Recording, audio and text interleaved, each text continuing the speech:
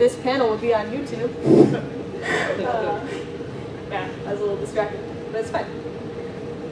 So, step 1, creating a topic. When you're creating a topic for your panel, whether it be like instructional or Q&A, you gotta ask yourself what's popular, because then that's how you're gonna like draw in a crowd. And also, what are you passionate about? Because it's a lot easier to have a panel when you're actually passionate about it. If you're just doing it because it's popular, that's not really a good reason. You wanna like have a panel where you feel like you can actually talk about it and get into it, and like people can tell that you're excited for this. And also, do you have people to help? Do you have other people that are like interested in doing this panel with you? Oh my God, thank you, Jesus. Okay, good, great. Okay. Oh, that's right. Yes, all right. Just try not to move too much with that thing. All right. Look at her. She works. I'm excited. All right. Okay. So yeah, get people with help, because then it'll make it a lot easier to find panelists. Okay. Let's distract. Go.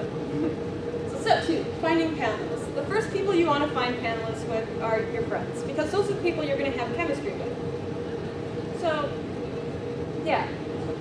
And I'll kind of get into chemistry later. But after you ask your friends, you want to ask other cosplayers. Because, yeah, you don't want to, like, ask people who aren't, like, interested in that show to, like, do the panel when they're not even going to, like, cosplay from it. But also when you ask other cosplayers, you want to make sure you find out about them first. That's something I do for a lot of my Q&A panels, is I kind of, like, ask other mutuals who, like, follow them on social media, like, hey, like, tell me your honest opinion of this person, because I'm going to be working with them, and I want to make sure they're going to, like, stay in character throughout the panel and stuff like that. So, and you also want to create a group chat, because that's how you create that chemistry. And group chats are also good, so you can stay connected and stay organized when your, like, panel gets rescheduled a bunch of times. You know, who knows what'll happen. But yeah, it's also a good way to send memes to each other that are, like, related to the thing that you're talking about, because then it just creates that chemistry. It just makes everyone, like, happier with each other. You also want to find out the reliability of your panelists. So if that person is like, oh, the panel's on Friday, but I might not make it Friday, then you might want to find backups, because you don't want to, like, just depend on that person, and then you can't get upset when they don't show up, because they told you that they might not be able to show up. So yeah. Step 3, planning the panel. So if you're doing a presentation, make a PowerPoint, and hopefully that projector will work. You want to practice, and you want to time yourself to make sure that you're actually talking within your allowed time, and that you have time for questions if you want people to ask questions. And if you're doing an in-character Q&A, ask yourself, is Q&A all you're doing? Like, maybe you want to do a raffle, maybe you want to do improv game of, like, freeze. I'll kind of get into, like, what freeze is later. But yeah, because you just really want to get people involved with your panel. So like I said, get the audience involved. Have a game. Freeze. It's like an improv game. So what happens is that some of the panelists, someone in the audience calls out, like, they pick 2 characters from the panel, and then they give a scenario, and then the characters act out the scenario. The scenario goes on for about, like, 30 seconds. And then someone else in the audience will shout freeze, and then they'll say, like, Bakugo switch with Deku, and then Deku will come in and it'll be like, okay, now you're in a coffee shop, and All Might walked in. And so, yeah. So, and you also want to ask the panelists what you want to do for the panel, just so you're on the same page and that you're getting kind of other opinions of what to do. Now, describing your panel. Look, that's a fake panel description. It looks so real. For your title, you want to have an attention grabber. So Voltron is a great, like, attention grabber. Because, like, if you're doing a Voltron panel and it's called, like, Inside the Mind of Red, and it's about the Red Lion, no one really knows, like, if they're just skimming the panel, they're going to say the word red, and they're not really going to think anything about it. But if you say, like, Red Lion, or if you say, like, Keith, or, like, Voltron, then people are going to be like, oh, that's something I'm interested in, if you're looking for Voltron panels. And description. Make your panel sound interesting. Don't just say, like, it's a Q&A session. Ask us questions, please. Or just, like, yeah, you want to say what you're doing and make it sound interesting. So the example I have here is the Form Voltron, a Q&A panel. What is Lance's favorite pickup line? What is Hunk's biggest secret? How does Lotor keep his hair silky smooth? Come ask your burning questions to the defender of the universe. And after all these steps, you're still not going to submit the panel. Until now, you're going to submit the panel. So, because you don't, because if you go in and you like submit the panel and suddenly you're waiting for it to be accepted, and it's 1 month before the con, and you're like, okay, I need all these panelists, please help me. Then you might not find everyone that you need, and people might drop out, and it's going to be really stressful, and it's not going to be great. So be prepared. Like, get ready for a panel before you even submit it. Because it is a commitment. So step 5, submitting the panel.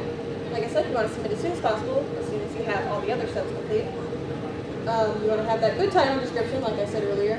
Now for event type. Now there's discussion, demonstration, workshop, participation game, and other. So discussion would be good for like a Q&A, like in-character Q&A. And demonstration would be good for like what I'm doing right now, which is kind of like a lecture. Workshop would be kind of like a wig workshop or makeup workshop. Participation game is something like Duck Duck Goose or like a dance kind of meetup like Love Live groups tend to do. And other. Now for room type, room types are kind of like room types. So theater and classroom, I believe this is the theater room, and then classroom would be like a lot bigger rooms, and then empty would obviously be empty. So yeah. Now, for time, afternoon and evening is the best times because in the morning, chances are no one's gonna be awake. I know I'm kind of slow to get going in the morning, so yeah. And a lot of people, especially like Friday of CAD, you might have noticed if you were here earlier, it was like empty. That's because a lot of the teenagers that go to CAD, they were finishing school earlier today. So if you were like early Friday morning, like you might not get that many people. And you also want to check with panelists, again with that availability. You want to see when everyone's available, so you don't end up with a time that someone can't attend.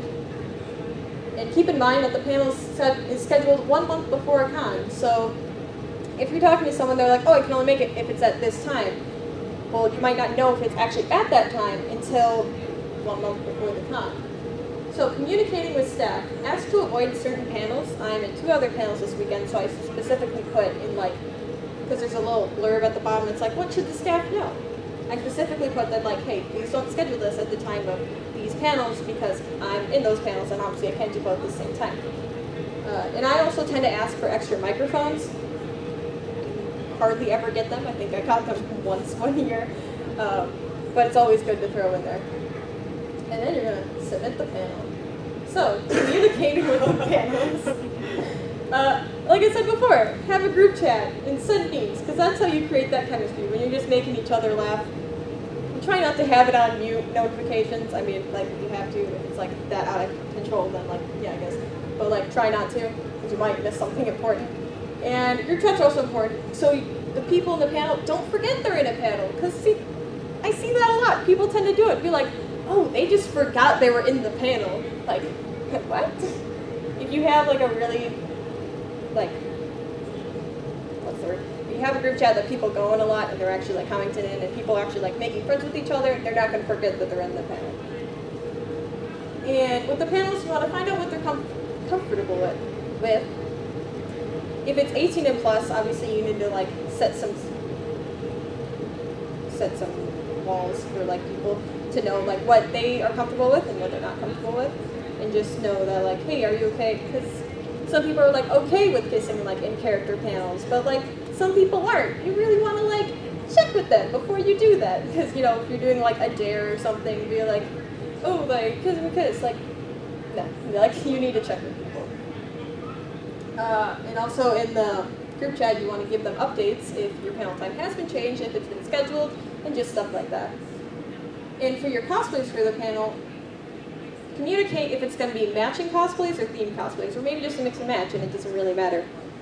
So like something at like CAD, maybe you're doing like a Christmas themed panel, so you know you all have matching sweaters. So like make sure everyone knows that. So you don't have Keith in like normal outfit and then like Lance in like Christmas sweater and just like mix and match. And it's just like communicate that. Step 7, advertising the panel. This is very important. I mean, all the steps are important, but this is very important. So you want to create a social media post for all panelists to share and include the title, time, location, and panelist. In the description, you're going to want to describe the panel, and you're going to want to have you and the other panelists post this on Twitter, Instagram, Tumblr, and Facebook. Or maybe just one of those. Depends, like follower count, stuff like that. Yeah. This is important because this is how you get like people to actually come to the panel, because I mean, people will look in like the panel book, but like social media is really important too. So, and I use Pic Collage to make most of my panel posts, and we're actually going to look at some examples now. So here's an example of a Femme Avengers panel post. Can anyone tell me what's wrong with that?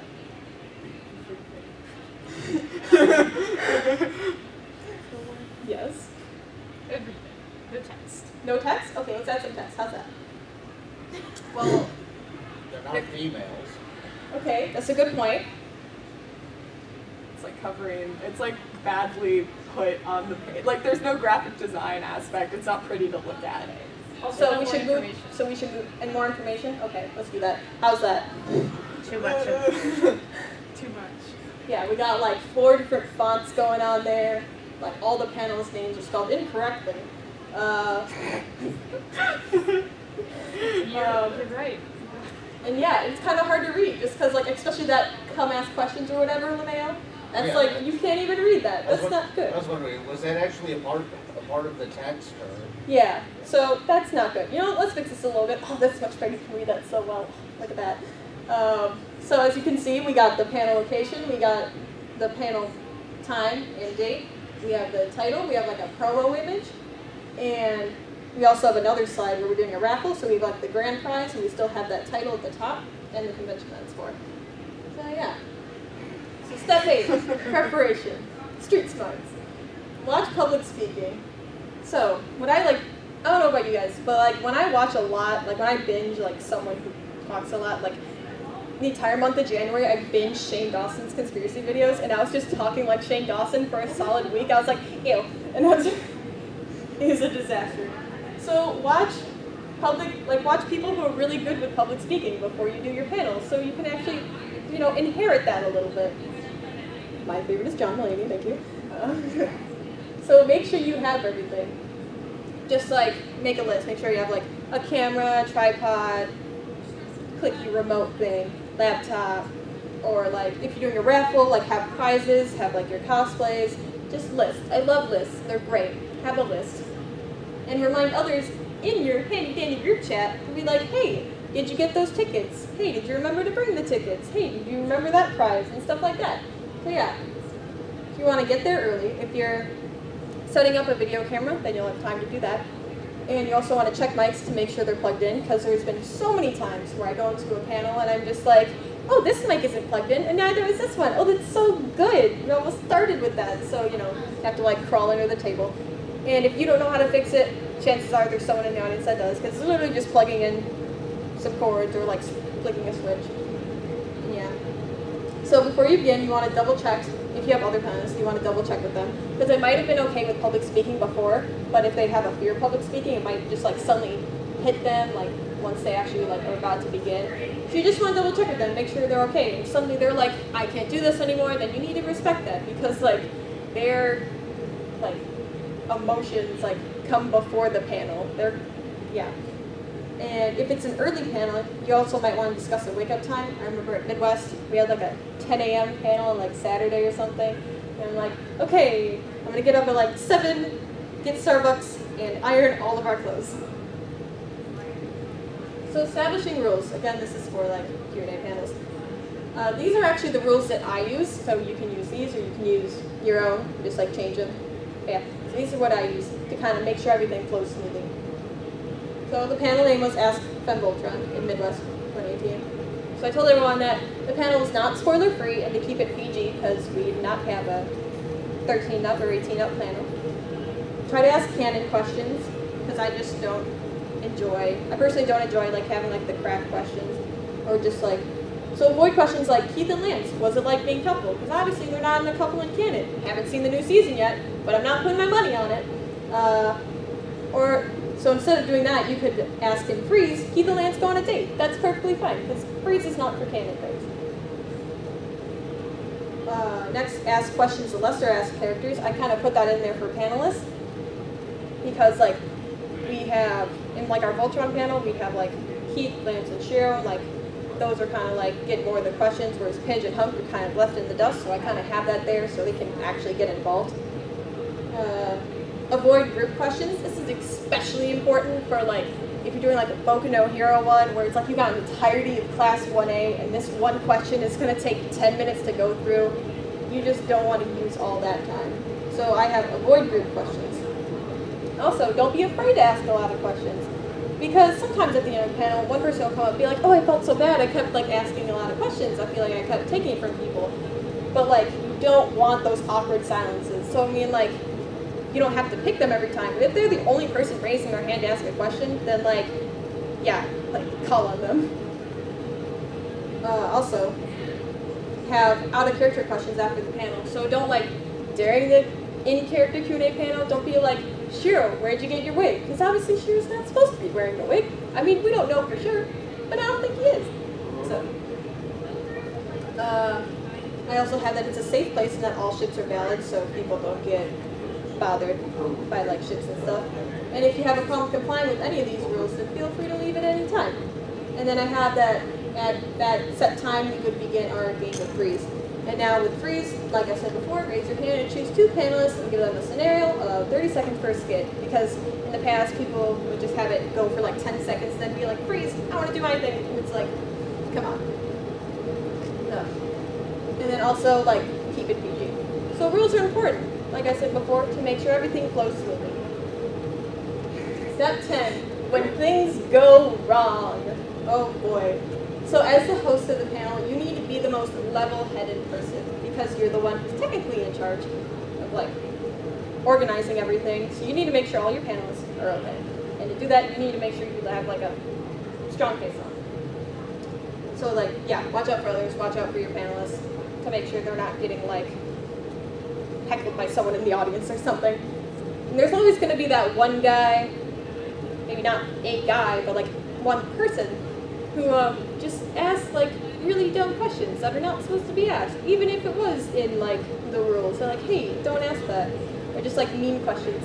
Be like, excuse me, do you know the way? And they just keep asking you like every 3 questions. It's like, stop, no. But like you just have to roll with it. You have to be like, oh, another question, please? Like, can we get someone else? You just have to roll with it. So for planning the panel, don't have character-specific stuff because again, you don't know if that character is going to actually like have to drop out like last minute, maybe they got really sick, like who knows. And you might not get to everything, and like that's perfectly fine. So don't plan like 5 things to go on during your 50-minute panel session and then freak out when you don't get it. Like it's fine if you don't get to everything. And panelist drama, I was asked to put this in here because it's a thing that a lot of people go through. I personally don't because I like choose my panelists like pretty carefully, and I've never had any problems with them. But like literally, panelist drama. Have the panelists keep it like outside of the panel. It's like this is not the place for it. And also that's why again you like ask your panelists that you have before bringing anyone new on, like, hey, are you okay with this person? Are you okay working with this person? And like if you know they have a history and they're like, oh no, it's gonna be fine, it's gonna be fine, like maybe you shouldn't bring in that person. So adapt and keep going. Story time, Anime Midwest 2018, the Femme Voltron panel. So, we get to the panel room like 15 minutes before it opens, and it's locked. So, well, 15 minutes before the panel starts, the door's locked. So we're like, okay, we're gonna wait a little bit, and a little bit passed, door still wasn't unlocked, no one came, we're like, okay, it's getting kind of close, so we're gonna go ask ConOps to open it. So, we went to ConOps, and my friend came back, and she's like, they don't know where the keys are. They can't find the keys. They can't open the door. So pretty much 15 minutes into our 50-minute panel time went by. So it's about 10:15 by the time we get in the room. So we have 35 minutes to do our entire panel. And yeah, so kind of to fix that, I like before we went in, I could tell that it was going to be a while before the panel door opened. So I just told everyone like the rules. So I didn't have to waste time going over them when we got inside. But it's just really frustrating, but you kind of have to like keep a level face. And also, during the panel, well, you see, the Hyatt has a concert room, and the rave was going to go on later that night. So during our panel, in the room behind us, there was a band practicing. I don't know if you ever heard a band practice. They're loud. They're very loud. Our room couldn't hear us half the time, but we just kept going. And sometimes we would just incorporate the music into our like Game of Freeze. We were doing Game of Freeze, and it was really like, oh, I don't know, it was like leading somewhere weird. It was like, Sheer and Keith fight ghosts, and suddenly like the music started playing again, and we're like, oh, battle music! So we're like going, and we're just getting into it. And yeah, you just have to like adapt and act like everything's okay, even though it's really bothering you. You just have to act like it's fine. So, step 11, putting on a show. Again, make sure you communicate with panelists how you want this to go. I feel like I'm repeating a few points, but that's only because they're important. So, are you going to put on like a fan-in version of your characters, or are you going to put on a canon version of your characters? Because there's very different. Canon, let's say, I'm using a lot of Voltron examples. I do a lot of Voltron panels. Keith is like kind of silent.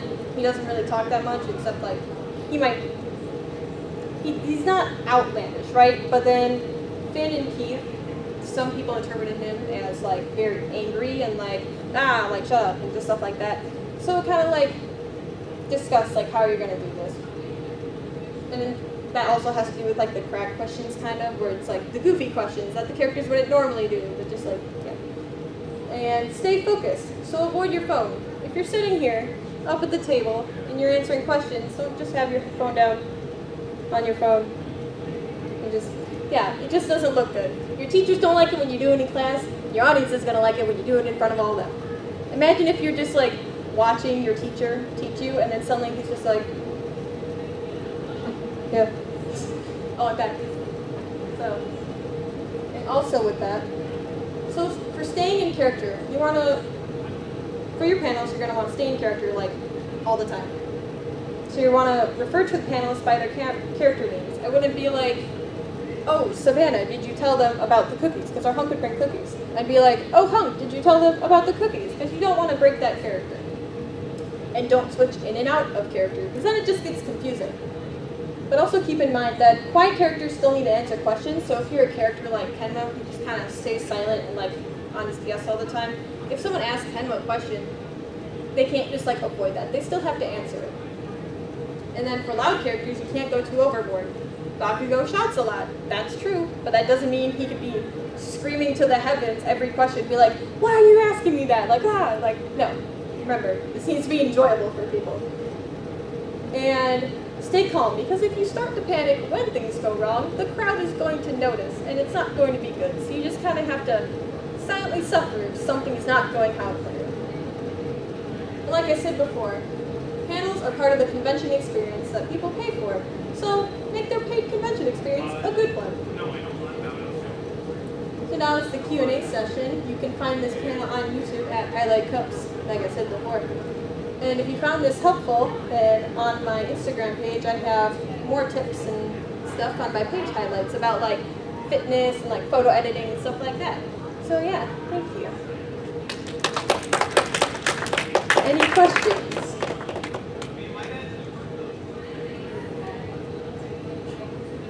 Yes. So like, how do I phrase this? Okay. So we are doing a panel tomorrow. Oh, are we? We are. We're doing a Femme Avengers panel. You all should come because reasons. I couldn't have possibly guessed what was going on tomorrow. The Femme Avengers panel.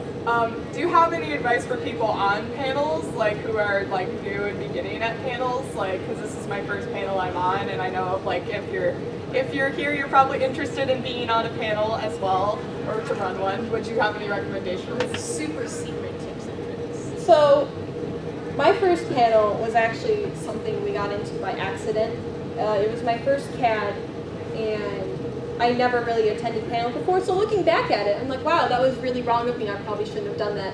But we literally, like, it was really early in the morning, and we went in, and we just, like, they unlocked the door, and we went in. We weren't even the panelists, but we sat down at the front table, and we're like, oh, come in, we're not the panelists, but like, we're gonna wait for them to show up.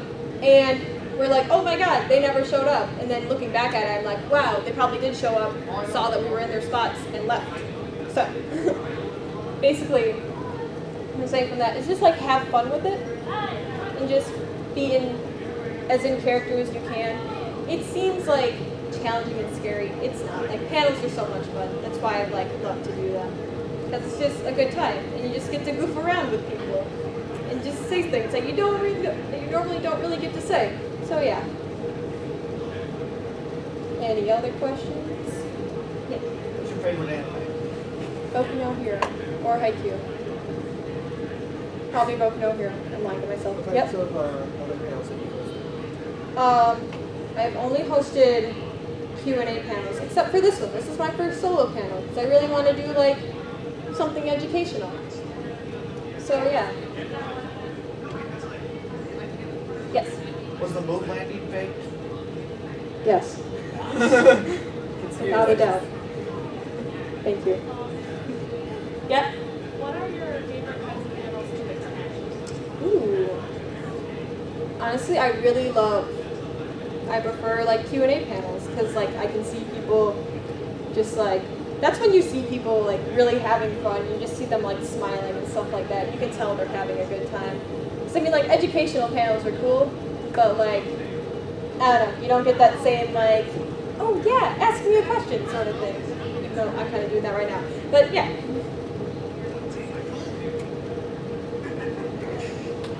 Any more questions? Alright, if you still want to ask me a question, then there's my Instagram. Feel free to DM me. I'm pretty friendly. So, yeah, thank you for coming.